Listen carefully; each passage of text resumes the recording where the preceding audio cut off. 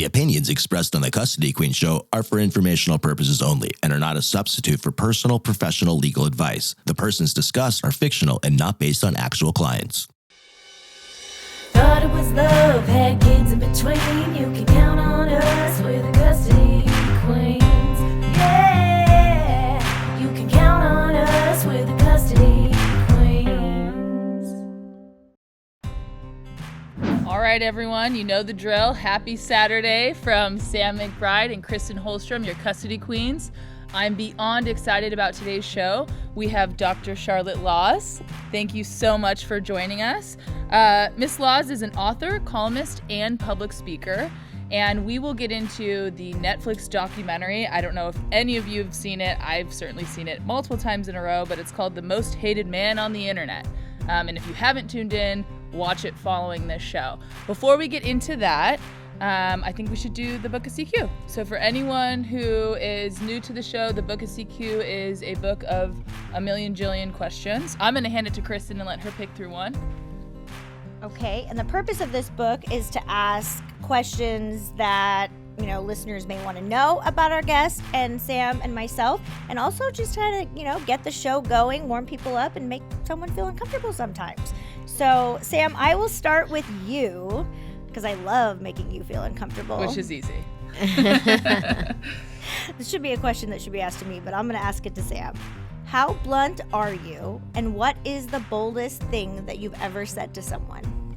I don't know the answer to that. I think that I'm a pretty direct person. I process things before I get around to it. So if I'm struggling with something, I definitely take the time to really think through what I'm going to say and probably overanalyze it as a result. I don't know that I have like a bold statement that I can recall. You've definitely had some. I would have to think about it more. But yes, you are a processor and I am not.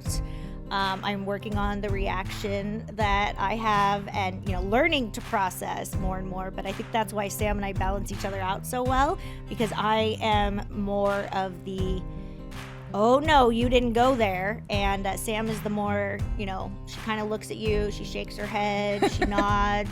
She'll be silent, and then she'll respond. I'll take a nap. And I am a little bit more aggressive, for lack of a better word, And I think the boldest statement that I said, I was probably 22. We were driving home, I think we were driving home from Alabama, or actually we were going to a soccer game in Alabama. It was when I was playing college soccer at the time, and there was a hurricane, and we got stuck. So we were on the bus for 18 hours or so. And shockingly, we got off the bus and we probably played one of the worst games we had ever played. And we lost pretty badly. I can't remember the score. And our coach was so out of line, and he was screaming at us on the bus at halftime, because I think it was close to snowing. And he told us if we continued to play like that, he was going to slice our throats ear to ear. And, this was 2000. Gosh, I graduated in 2003, so 2002. And I remember standing up and looking at him and using some very, probably not words that are not acceptable on the show, but telling him that he will never talk to another woman, or anyone for that matter, the way he did. And then it was probably his fault for not looking at better travel arrangements to get his soccer team there. But regardless of the situation, it is just not okay to talk to human beings like that. It's just not. And I remember texting my dad after the game going, "Can I lose my scholarship?" And I think my dad's answer was, he needs you more than you need him, so I think you're fine. Yeah. Charlotte, has there ever been a statement, that bold that you've said to someone? I'm sure there has. Yeah, I'm actually pretty direct and very assertive. I mean, I will oftentimes say I disagree when they make some kind of a comment. I do remember in Las Vegas many years ago, when I was probably 21 years old, Andy Gibb asked me on a date, the Bee Gees' brother. And we were supposed to have dinner in the dressing room, but he somehow got me to come to the suite, which I didn't want to do, and I told him I didn't want to do. So I go to the suite, like 5 minutes later, no food in the room, by the way. He starts trying to get handsy and kiss me, and I said, "I think you have the wrong idea." He goes into the bedroom, takes off all of his clothes on the bed, and I'm standing there looking at him. He's begging me to come over, and I said, "You're the biggest jerk I've ever met." And I leave the room, I slam the door in his face, I go down to the Riviera, the first floor. His whole band was congregated around the elevator. And I said, Andy gives the biggest jerk I've ever met. And I stomped out of the hotel. So there's something very direct for you. Yes, and I think that was putting it politely. Right. All right, Sam, I'm going to let you ask Dr. Charlotte one more question. All right. I'm a little fearful now. All right. Do you have a toxic trait? If so, what is it? Well, I'm very aggressive and very persistent. So some people think that I'm too goal-oriented. I think it's very good to be focused on something So and do to I. go after your dreams. So I wouldn't say it's a negative in my view, but some people will say that I get too focused and too driven. I think that's a good thing. Yeah. I agree. I think all three of us are probably in that same trait. Yeah, I think that's a good trait. We're rebranding that one. What about you, Kristen? You know, I think it's right in line with what Dr. Charlotte just said. I can be, when I get into something, I call it passionate. Some other people might call it compulsive, but when I get into something or I support someone, my whole being goes into it. And sometimes I can get into things just too much, and then it can be a downward spiral. So it's good that I am, loyal to a fault, and I am very assertive. I am very direct as well, but I have a tendency to not know when to stop. What about you, Sam? Well, I think I'm going to go for a softer version of my toxic trait. One of the biggest toxic traits that I have is leaving the refrigerator door open until it just beeps. And I don't know if anyone has those fancy refrigerators, but I have one, and it beeps after 2 minutes of leaving it open, which is a long time to leave a refrigerator door open, and it's constant, constant. I do that too. I can't close it. And it's almost like I now rely on the beep to actually shut the door. I'll get the coffee creamer out, make the coffee, turn on the robot, start mopping, put away laundry, and then I'm like, oh, I never shut the refrigerator door. I could not live with either of you because that would drive me crazy. Yeah, no, it's toxic. It's very toxic. And my kids do the same thing, and they learn from me. So, All right, so let's get into where I first saw you. I'm a big Netflix fan, and I always kind of go to that top 10, and I always kind of read the summary before I watch. And I saw this show called The Most Hated Man on the Internet, and it grabbed my attention for many reasons. And so I watched it, and I will tell you, I had so many emotions watching that show, and I'm so glad it was brought to light because I think it happens to so many women. But I loved you on the show. You would be a heck of an attorney if you ever decided to go that route. But for anyone that hasn't seen the show, I know that Sam and myself have watched it a few times now. It is called The Most Hated Man on the Internet, and it is on Netflix. I highly recommend it to everybody listening. Tell your friends, because it really brings light to something that has become so common with social media and internet, and it's not okay.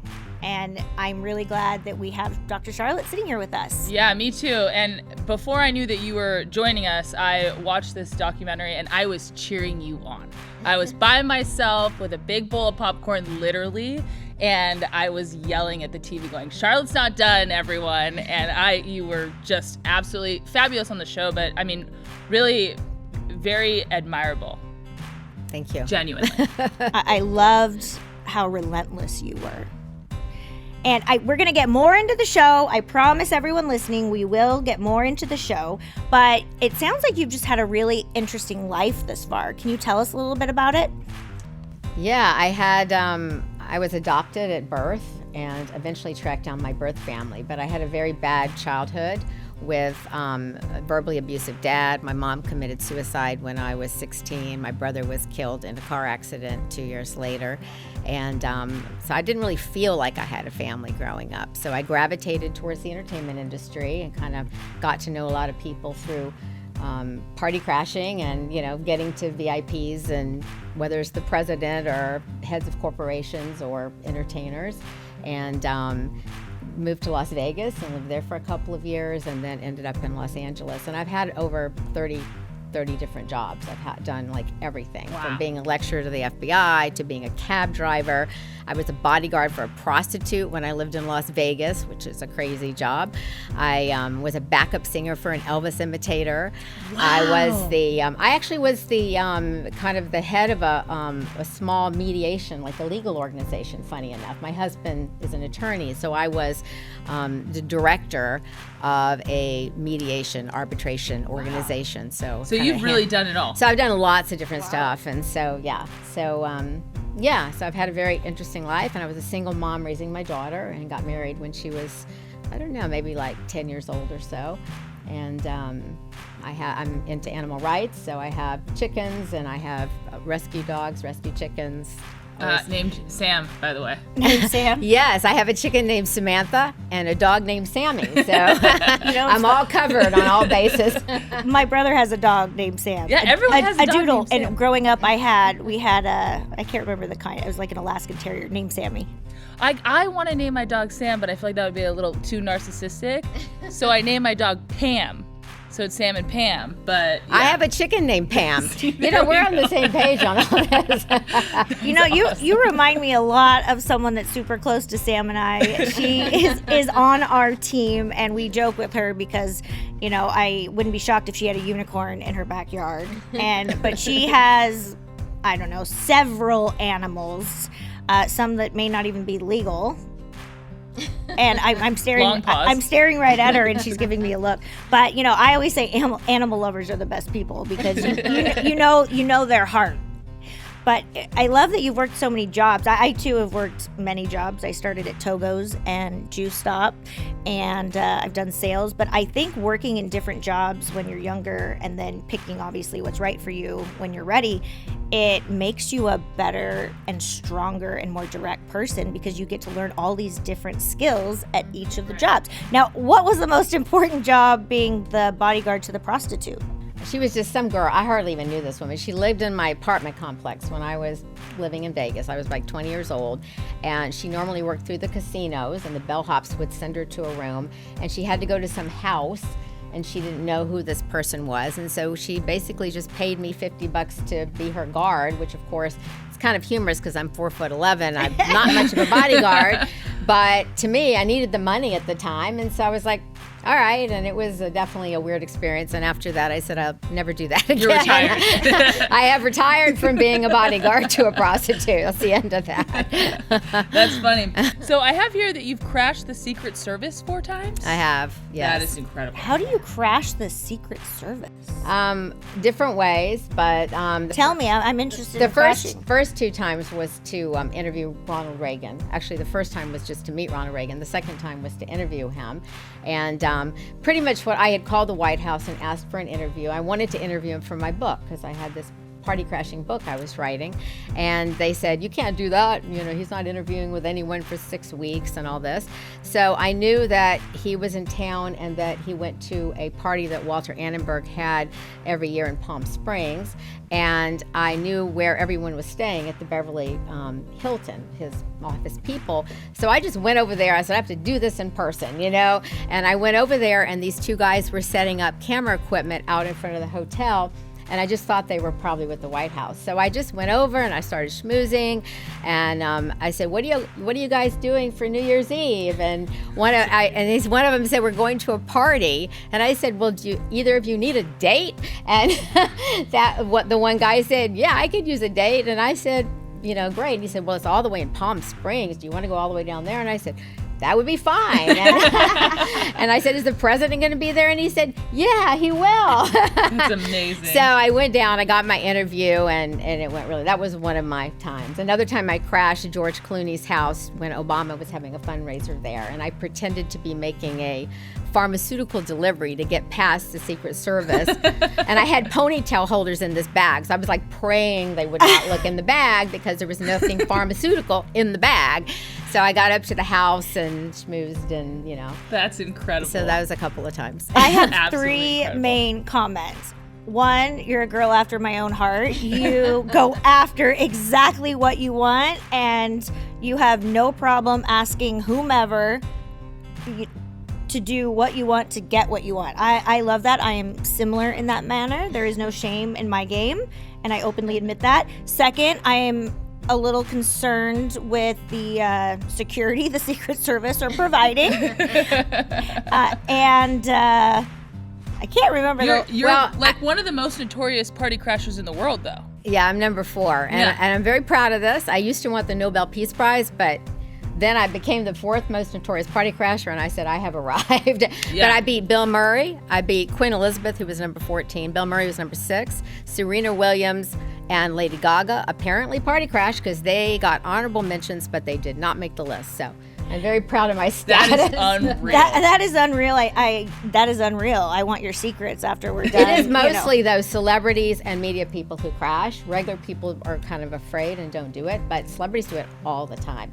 And sometimes they get in and sometimes they get turned away. I've seen it happen many times. Yeah, That's fun. You're inside the party watching someone else get turned away. Yeah, the fact that you were able to get to the president, just by schmoozing and, kind of, Well, one time I got into the Grammys. I was in the Grammys, and I went into the party, and James Brown had been a presenter at the Grammys, and he lost his ticket and he couldn't get in. I had to help him get in to the party, and I wasn't even supposed to be there in the first place. This is amazing. let me help you get a ticket. I remember my third one is I love your persistence. I love someone that knows what they want and does whatever they need to get it. Obviously, that's legal, but I mean, that is fascinating. Do you have any books? Yeah, I do. Actually, I have a couple of memoirs. One is called Undercover Debutante. The other is called Rebel in High Heels. And then I have a couple of other books. One is about my grandfather. I tracked down my birth family, and my grandfather, my natural grandfather, my mom's father, was killed by a devil worshiper in 1948. And it's an amazing story. Plus, he was Italian, so he was the object of prejudice. It was like he was kicked out of his house because it said, the CCNR said no Italians, no blacks, the whole list. He was kicked out of 2 law offices for being Italian. So I wrote a book, a nonfiction novel about his life. So those are my three most recent ones are those 3 books. That is very impressive. And can I find those on Amazon? You can. Okay. All right. And for everyone listening that may not have caught those titles, we will have them listed. When you watch our show, make sure you go to custodyqueensonair.com or YouTube. All of our past shows are listed on both of those sites. That's custodyqueensonair.com. So, yeah, before I leave here today, I'm going to, one click a couple of Dr. Charlotte's books because I love the name of the Rebel in High Heels. Yeah, that's a really good name. I love that. I love that. That's awesome. All right, let's get into this documentary. So, Charlotte, can you tell us a little bit about what the documentary is about for anyone that hasn't seen it? Yeah, it's there was a website that was the most notorious revenge porn website. And it was really not about nude pictures. It was about hatred. It was about ruining people's lives. The owner called himself a professional life ruiner. He called his website Pure Evil. And they were posting nude and topless pictures of ordinary people along with their name, their social media link, their city. And then the followers would try to get the person fired or try to drive them to suicide. It was just really horrific. And my daughter had a topless picture she had taken in her room. Never sent it to anyone. She sent it from her phone to her email to save it because she ran out of space on her phone. And she had taken over 100 pictures that day. It's just one was topless. And she was hacked. And because the website owner, it turned out, was paying a hacker to get a lot of these pictures. And so my daughter's picture went onto the site. So the movie is basically about my mission to first get my daughter's picture down, then to get other women's pictures down because I started reaching out to other I think it was like victims. 40 something, right? Yeah, initially there were like 40 victims that I contacted from that site, and I found out 40% of those had been hacked.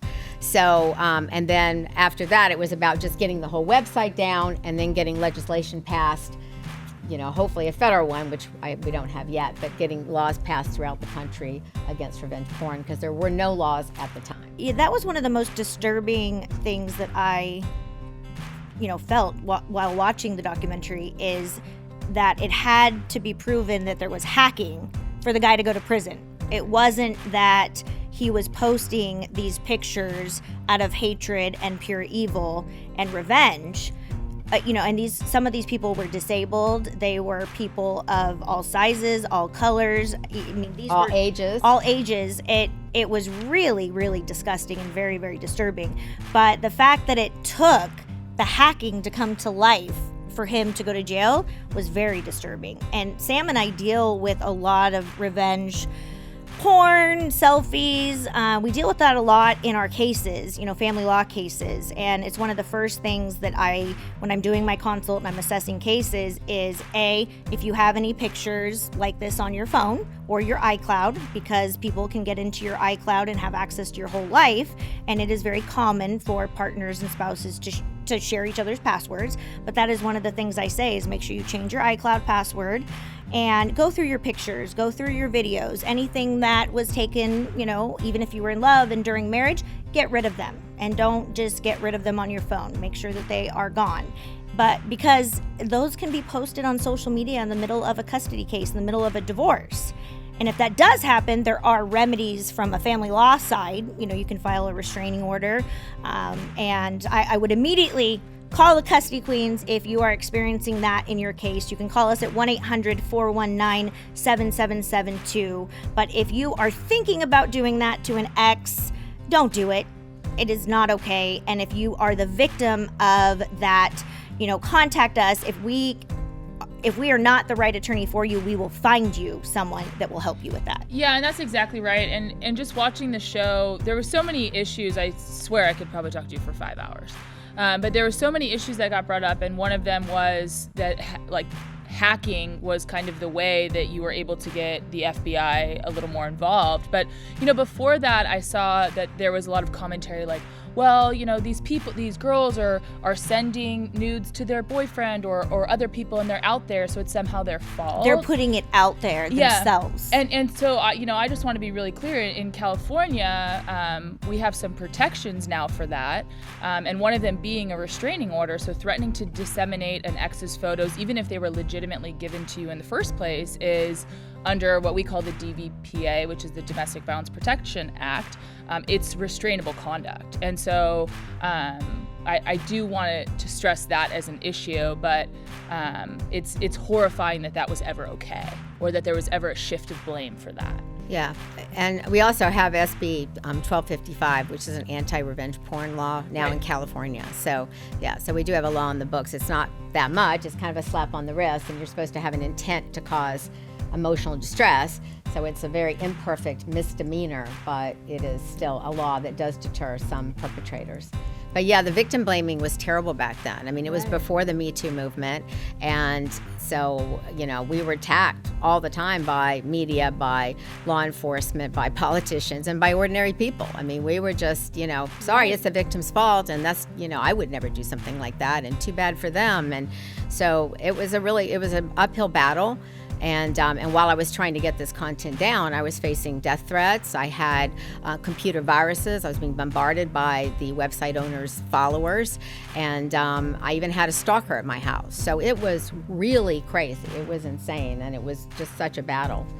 Yeah, and the main star in this film, for lack of better words, I would call Dr. Charlotte the star, but the person that did this in the film was probably one of the most despicable human beings that I had ever watched.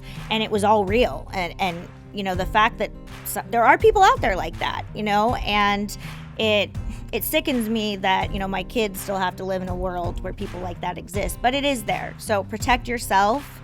And I think that's why some people also are scared to come forward or to file a restraining order in a case, because they are afraid of the backlash or the victimizing, that may happen with it. And this doesn't just apply to women. This applies to men as well.